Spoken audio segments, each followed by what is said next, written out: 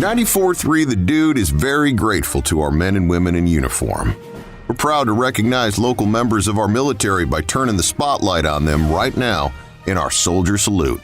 I'm your host, Sergeant First Class Retired Don Sorensen, and on today's Soldier Salute, we're speaking with Sergeant First Class Frankie Neeley of the South Carolina Army National Guard's 132nd MP Company. Frankie, tell me about yourself. Well, I'm 45 years old. I've been in the military 24 years. I started my military career in the United States Marine Corps. I served 4 years in the Marines, got out, joined the Army Reserve. Got out of the Army Reserve in 1999, came into the South Carolina National Guard. I was an M-Day soldier from 99 to 2006. 2006, I had an opportunity to come on full-time with the National Guard working for Recruiting and Retention Command. I worked there until 2014. In 2014, I had the opportunity to go back to a line unit in my MP company as their unit ratings NCO. I was born in the town of Pine Ridge. I still got family that lives there. My mom and dad live there. My aunts and uncles live there. I'm married. I've got a 21-year-old daughter who's a nursing student at USC Aiken, and I got an 18-year-old son who is finishing up his freshman year at the Citadel Military University in Charleston, South Carolina.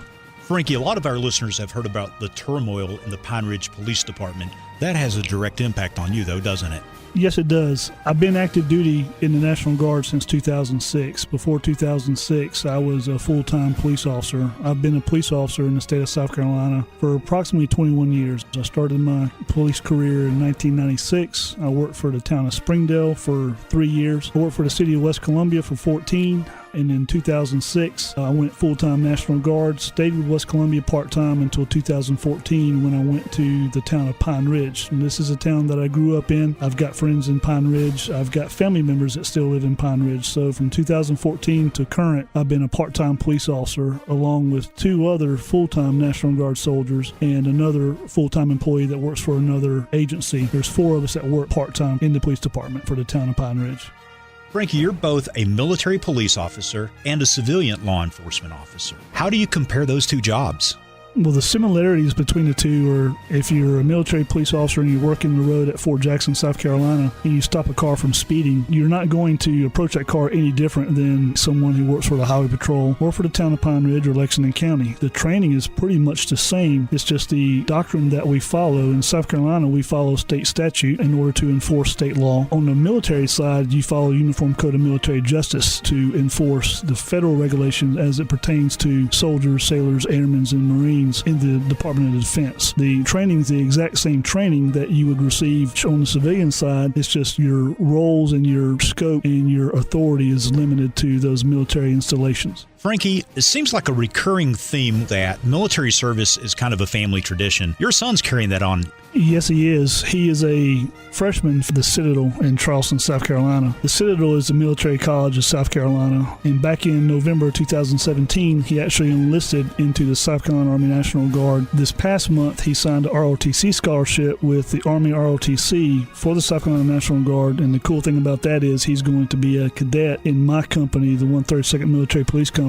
He'll start drilling with us in April and May. He says he doesn't want to follow in my footsteps, but he's doing everything that I did whenever I was younger. I'm very proud of him. He's got 3.5 years until he gets his commission. I hope I'm still around to give him his first salute. Frankie, when a traditional National Guard soldier is activated, he puts on a uniform and shows up with his unit. It's different with the military police. It is different as an MP. We have to be vigilant and ready at all times. We deal with 2 different types of deployments. We deal with federal mobilization. We also deal with state deployments. Over the past 3 years, we've got police officers that have been activated on state active duty for the floods in Columbia in 2015, Hurricane Irma in 2016, and September of 2017, Hurricane Matthew when it affected the coast. These are civilians, full-time students. They have full-time jobs. They've got full-time families. A lot of the military police officers we have in my unit, they're civilian police officers also. So they're dealing with being activated on state active duty and being taken away from their departments. Even some of these departments may be in the affected area. Whenever hurricane season comes up, we tell our MPs, be ready because you're going to be called. 2 years ago, when we were activated for Hurricane Irma, we went down to Berkeley County. Part of our mission was to ride alongside our civilian law enforcement counterparts. We had to get our Adjutant General involved with the Attorney General for South Carolina and come up with an agreement that would arm our military police officers. We had to make sure that our soldiers that were carrying weapons were qualified to carry those weapons.